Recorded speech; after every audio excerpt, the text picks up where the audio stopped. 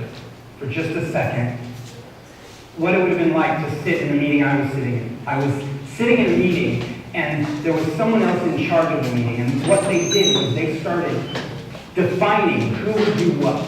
You'll do this, you'll do this. I'm going to need you to do this, and you to do this.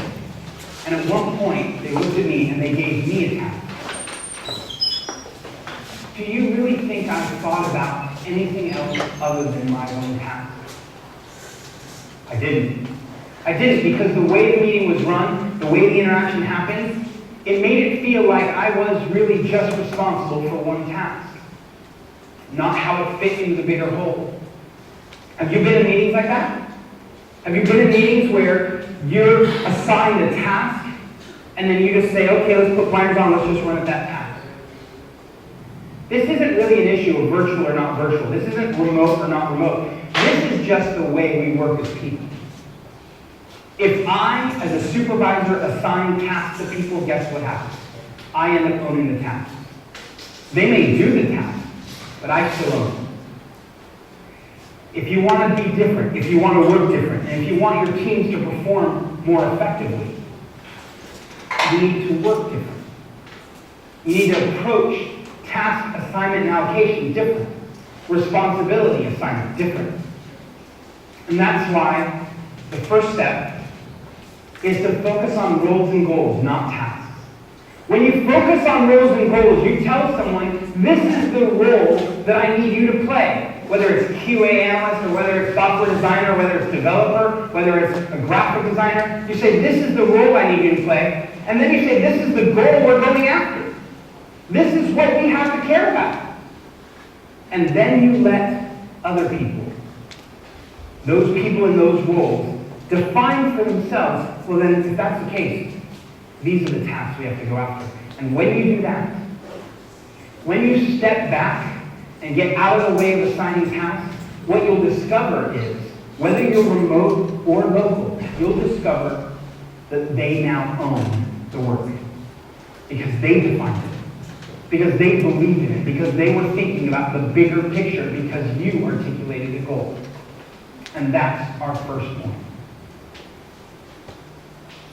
So, at Crowd Favorite, we both hire experienced and lower-level devs and try to bring them up along the ranks, as well as we do acquisitions and bring smaller companies in to work with a larger company. And one of the things that we found was that as long as you have developers focus on tasks, get lost in a task management system, what happens is they don't actually try to solve the problem. So as you're bringing in your teams, as you're shaping your teams, it's very important to try and get them to focus on that goal rather than look at line 47 of this file. If you assign a task, look at line 47 of this file, they're not looking at the larger picture. So one of the things we did is we changed how we wrote tickets, even in our ticketing system. So when you're dealing with either experienced people who are so experienced that they know, look at this and then think about doing these other things. You're dealing with folks who are coming up through the WordPress and open source community and bringing them into your company. Focus on what their goal is, not what the task is of fixing a particular bug. Let's look at what's the next thing.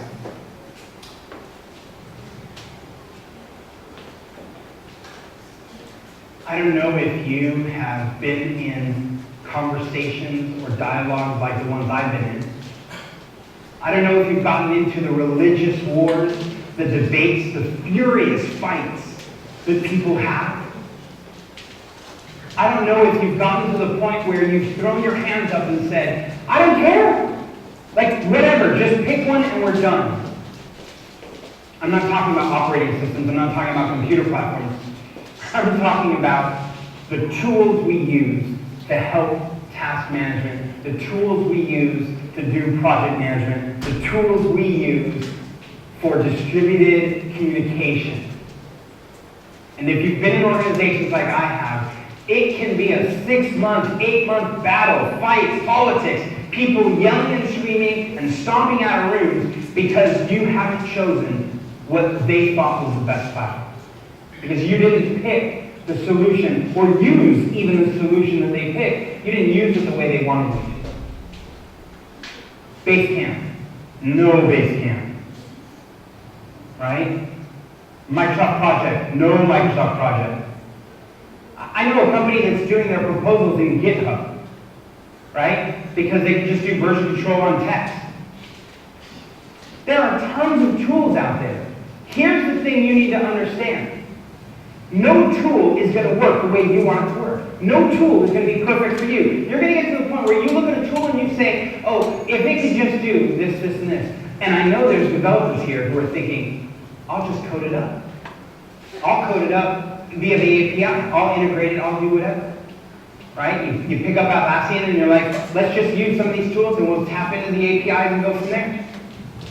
In fact, I know some developers in here who are like, no. Let's just build it from scratch, right? Let's just build our own tool. You know you do it, right? Because you're like, oh, I think I can pull this off. And here's the problem. When we start looking for the perfect tool, when we start thinking that we can define the perfect tool, when we start thinking that we know the perfect tool, we then start investing in the perfect tool. And we invest, and it's a little bit, it's a side project for a little bit, until you discover that now you're making trade-offs between client work or product work and your own internal tools. Because you're trying to figure out what's right. You're trying to figure out how to do it perfectly. You're trying to put your process embedded into everything of the tool and shortcut your way to nirvana. And here's the problem. You're making trade-offs against clients, you're making trade-offs against your product, you're making trade-offs left and right.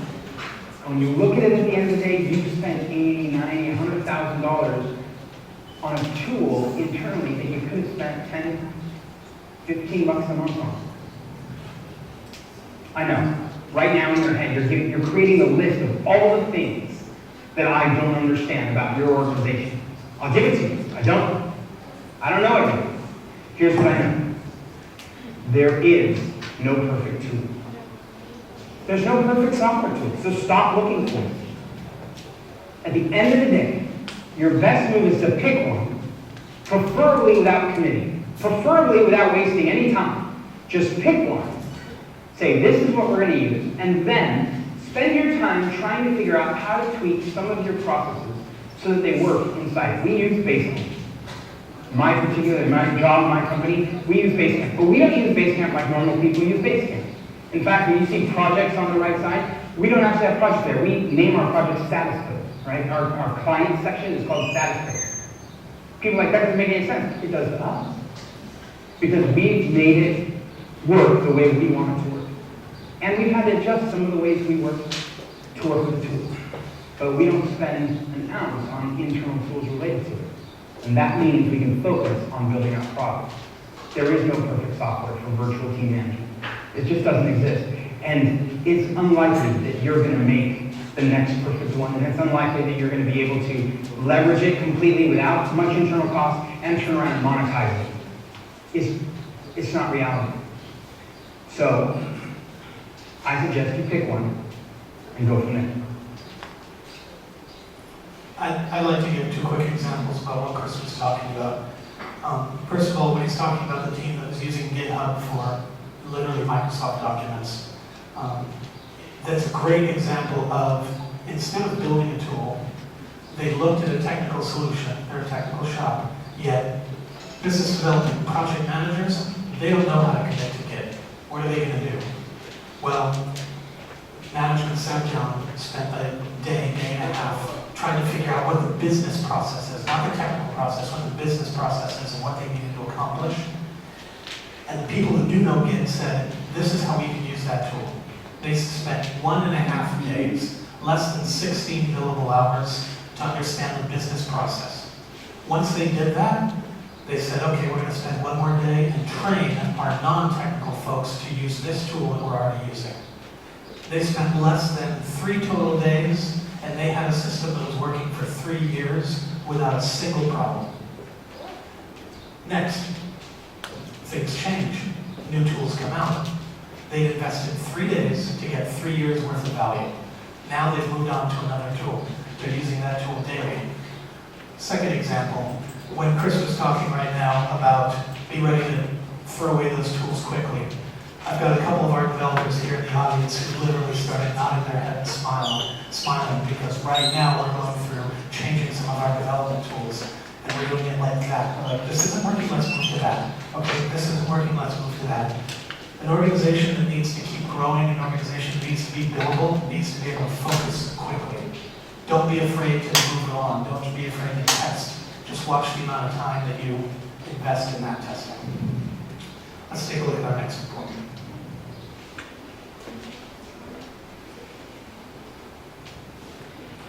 Our third point is related to fun. It's related to play.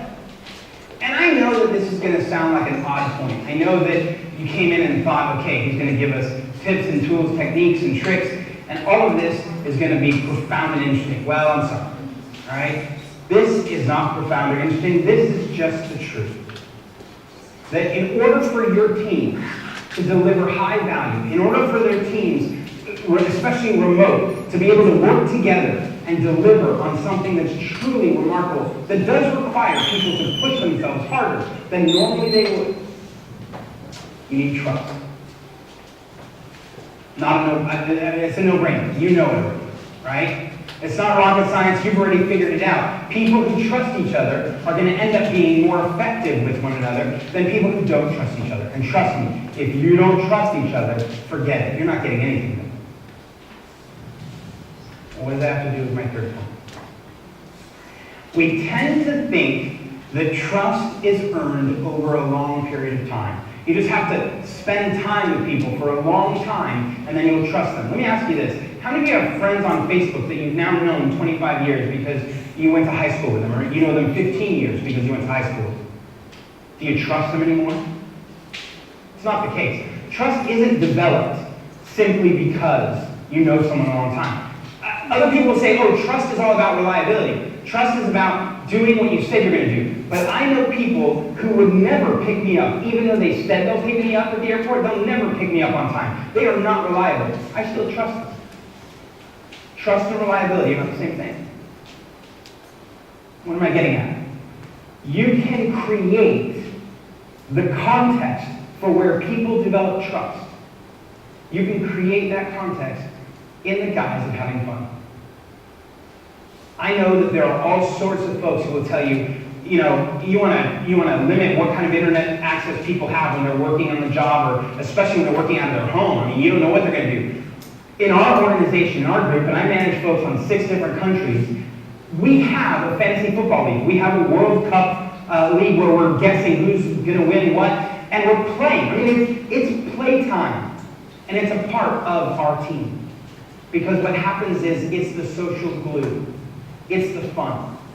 Now, we have a ping pong table. We have in some of our physical offices where people hang out. We actually have places where people can go and compete and play. They shoot little basketball hoops, and they're looking to see who has the highest score. All right? I know, because I was visiting the campus the other day, and I pulled up a chair, stood up next to the basketball hoop, and just dropped balls in one after another, so I could set the new high score and then take off out of town to leave them all frustrated because they didn't know who had gotten this new high score.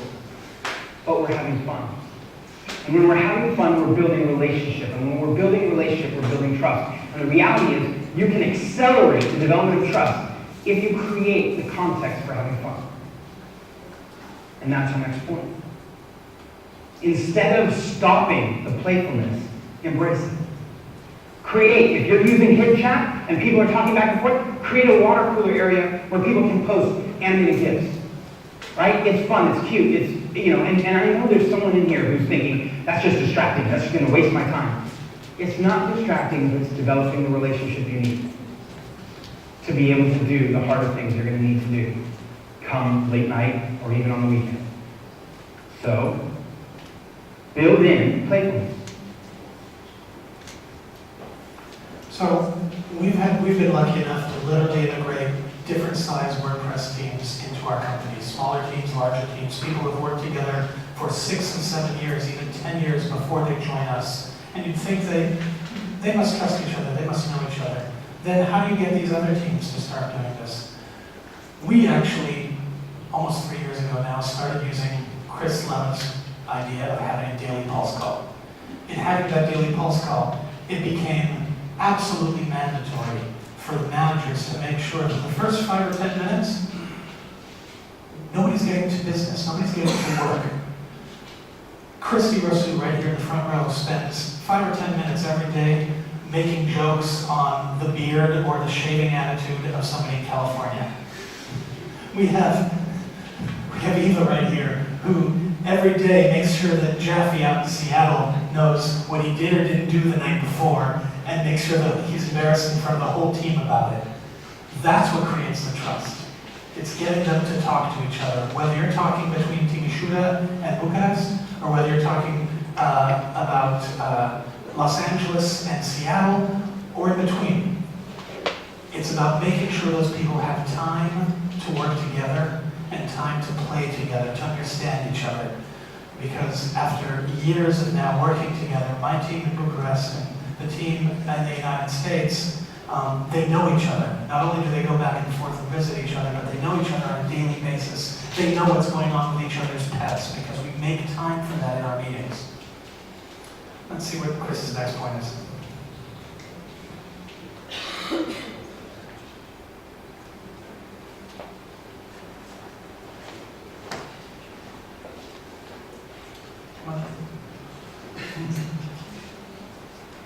We were sitting, a group of us, my team, in a hotel in Phoenix.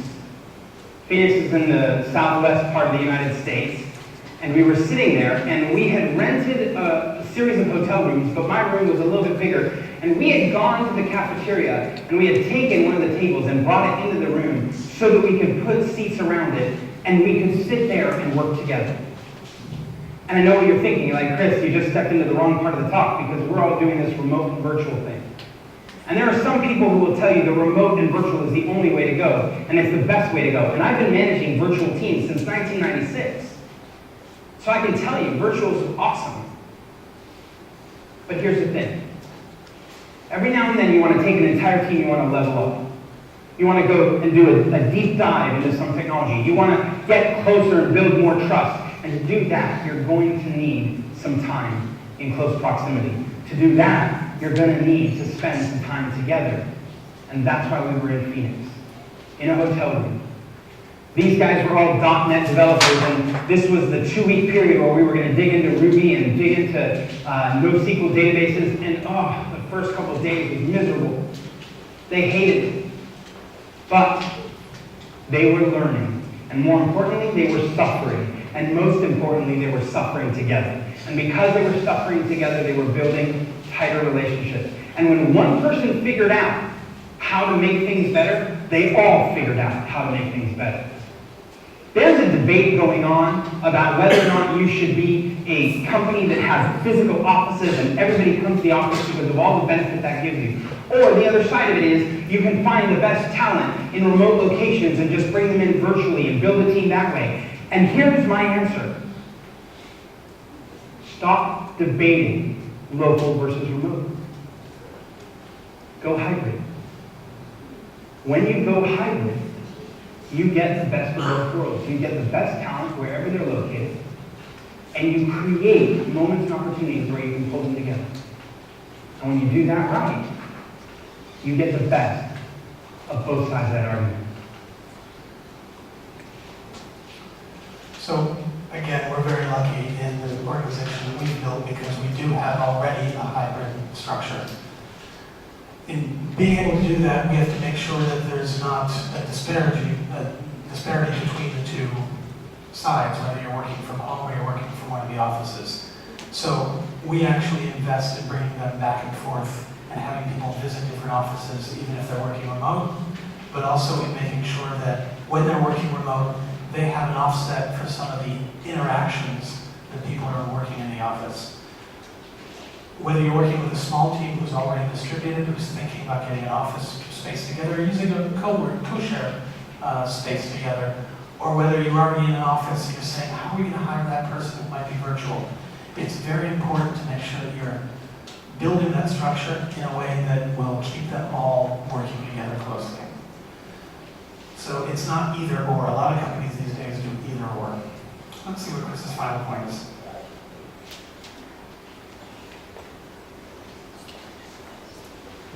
I know designers and developers who like to talk about their effort. They like to talk about their activities. They spend time telling you what they're doing every day. And they want a pat on the back more often than not because they got part of the way to the end goal. But you don't celebrate when you're getting part of the way. You celebrate when you're done. And done isn't, I've asked developers, are you done? And they're like, yeah, except I gotta do this. Or, are you done? Yeah, but now I have to do, and all I hear is a bunch of yeah, but, yeah, except, yeah, now someone else has to do something. And all you're doing is modifying. You're modifying done, which is what I don't want. I want to celebrate. I want to celebrate accomplishment, not activity. And that's why I teach my teams the phrase done, done. Done, done means that at the end of done, when I say it's done, they can say it's done, and they don't have any other words afterward except done. That's it. Done, done. And that's when we celebrate. And that will help your team develop a culture of performance. So again, while Chris was talking right here, literally my team in the front row here was giggling. The reason they're giggling is because when we started doing this, we did exactly the way Chris does it, which is somebody would come on who's new and they'd say, so, where are you at? And somebody would say, done. And immediately back chat, you'd hear, you don't really want to say that because Chris would come in or Christy would come in and say, what about this? What about that? What about the other? Well, it's sort of done. Almost done. Now, these things actually happen, and when they actually happen, the rest of the team comes down on them for Chris or for Christy right now. So we have a great environment of helping everybody else come up and not focus on what have they spent the last 400 hours doing, but what is accomplished? What can you check off and move on to the next list? This is very important, especially when you're working with teams that are time zones apart, because Team A can't work until Team B might finish with this. But if Team A didn't finish 100% what they needed to do, sending an update report that says, well, it's done, but 6 other things, they're not going to be able to do that. So getting early ingrained in the culture of really find what your milestones are, break them down into inch stones instead of milestones if they're too big, but say what's done, not what you're working on. I believe that was our last slide. So in being our last slide, I'd like to take a moment and thank you all for coming and hearing us speak.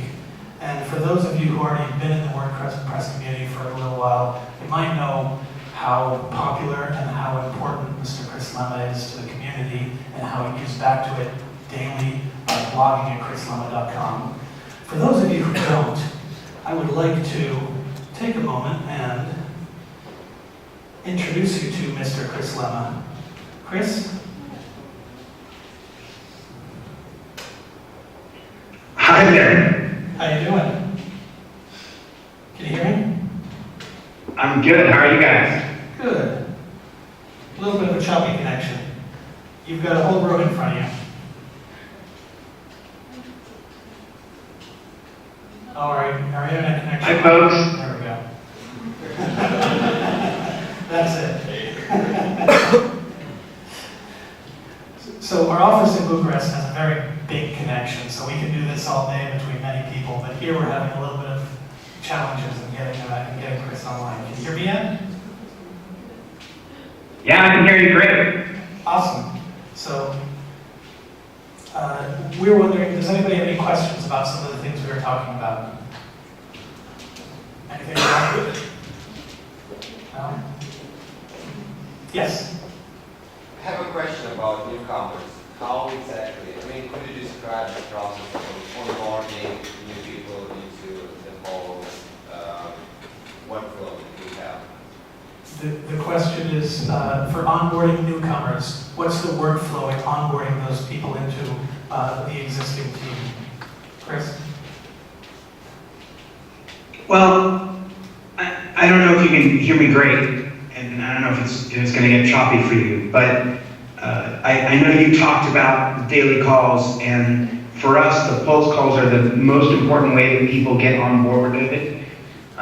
in most organizations, you end up with people having to spend weeks trying to catch up on all the different things that are going on. And by having a daily pulse call, you immediately start getting into the flow of what's working. Additionally, we also have certain kind of assumptions about how we work with tools and techniques, how we work with architectures and approaches, and that is that we don't really want to we don't want to introduce tools to a level of complexity that requires someone several weeks to get up and running. My general rule of thumb is if the architecture or the technology or the tool takes more than 2 days to learn, it's probably too complicated. And so we try and get people up and running very quickly into the regular workflow. And as your organization grows, there's more and more to try and onboard somebody about. So if you were to say, okay, let's document the entire process of bringing somebody on board, you're talking about a project that could go weeks or months or even a year. We have a WordPress run intranet that we don't try to document everything the first time. It's a living document. So as we bring on somebody and somebody has a really good question, we add that to the document. As somebody else comes in and says, hey, we have to change this tool, we all have edit permissions on the intranet to go in there and make changes as necessary. So if you instill in the culture, hey, you don't have to write a manual, but put in a couple of sentences. You found a better way to use deployment tool X or to do a pull request on project Y. Throw in a couple of sentences. Then maybe somebody else will come in and clean it up. So if you can get your team to focus on micro documentation instead of large documentation, I think it's a very good thing. So I have a question. Yes. Let's say you need, for some reason, to tackle a new technology. What do you prefer, to hire somebody that's, let's say, an expert in that technology, or to have the existing team embrace the new technology? Did you hear that, Chris? Do I hire someone new or do I hire an expert? Yeah, so do you hire an expert, or do you try to shift some of the team to the new technology? I will tell you that I rarely hire experts. The reality is, by the time you realize that someone is an expert, by the time you can understand that someone is an expert, they already have a premium loaded into their cost. And so what happens is you can end up hiring a lot of experts and end up paying up to 20% more than their value, and that's very expensive. So I don't hire experts, I train them up and develop them up. I tend to hire young staff, and I have a value and a commitment towards training that is much more valuable. So it's not to say that experts aren't great, it's not to say that an expert here and there doesn't make sense, it does, but as a rule, I don't hire a lot of experts. I'll end up overpaying and it won't deliver. Certainly. I would just say exactly what he said, so I'm going to let it lay there. Anybody else? Any questions? Yeah. Yes. I'm just curious, is your hybrid team working on different time zones? How do you handle the daily call? Okay, was that the question? No problem, I will repeat. Thanks. So I was just curious, since you're a hybrid team working on different time zones, how do you handle the daily call?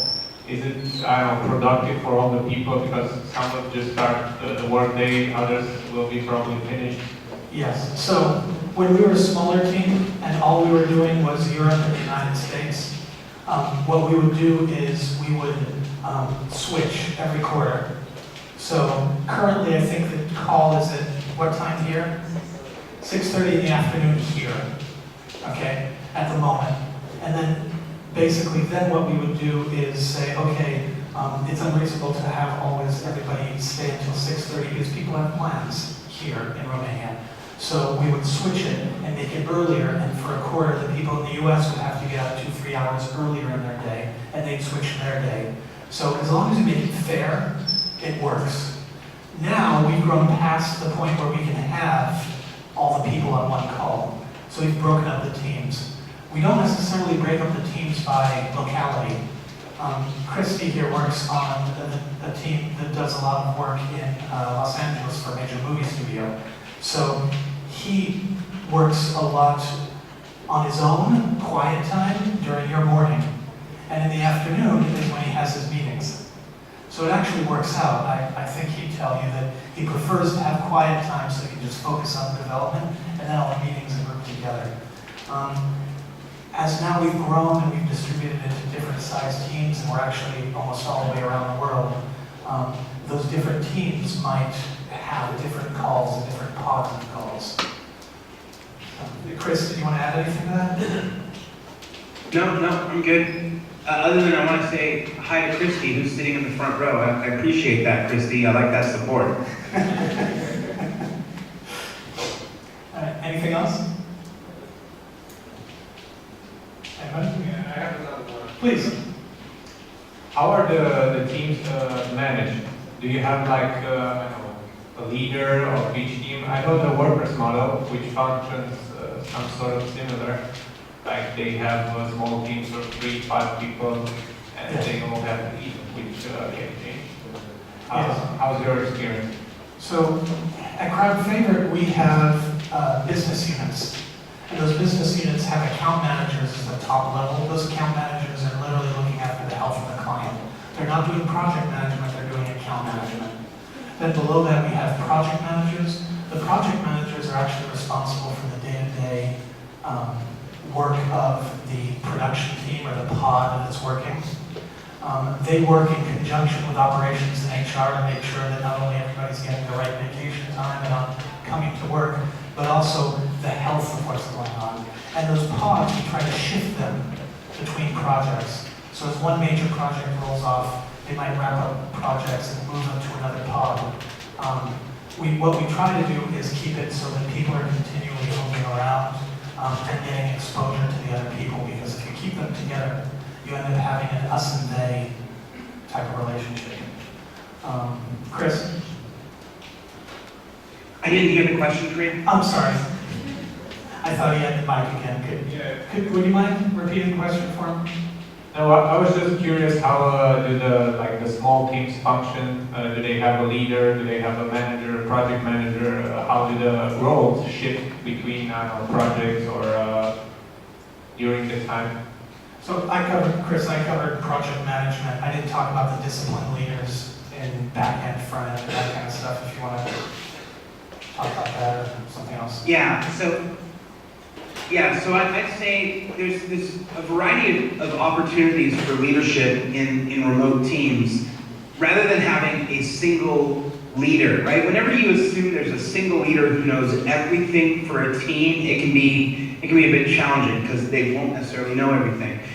So having expertise in different realms and being able to have that kind of matrix relationship ends up being very helpful. So you might be on one team and still have a UI or UX expert that ends up floating across several teams or helping several teams. You might have someone who's better at database optimization that helps several teams. So there's that dynamic of playing between who's on your team for a project and who do you go to across the organization for centers of excellence and expertise.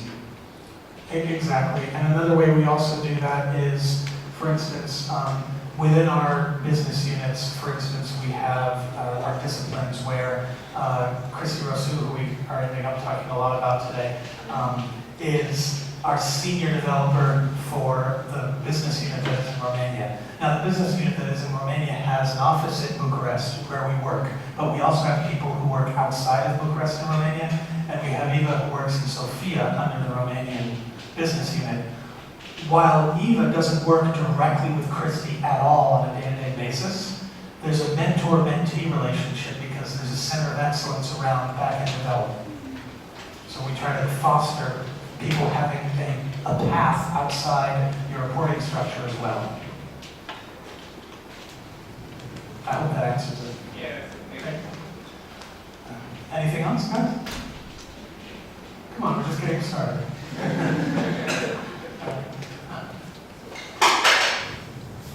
Here we go. You're getting the microphone. One more. Why what you're describing sounds very much like Scrum, like the Scrum Agile method. What have you dropped from that? What are you not using from Scrum?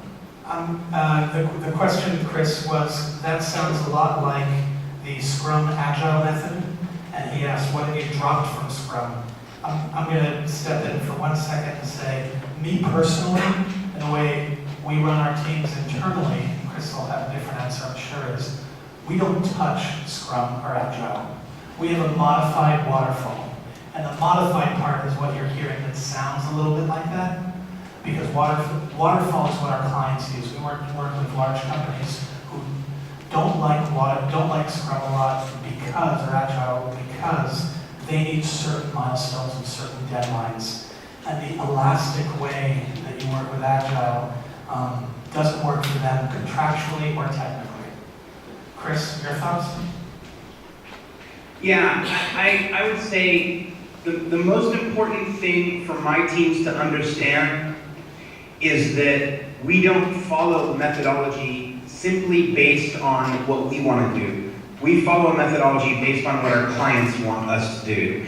And so if we're doing internal development for products in terms of R&D, it may be very, very Scrum-like, because it's just for us. And we can do that and enjoy the process fully. But if we're working with a customer who wants to affix milestones and even payment to milestones and wants to have a very rigid and very focused upfront requirements articulation followed by deliveries at milestones, then we need to work that way.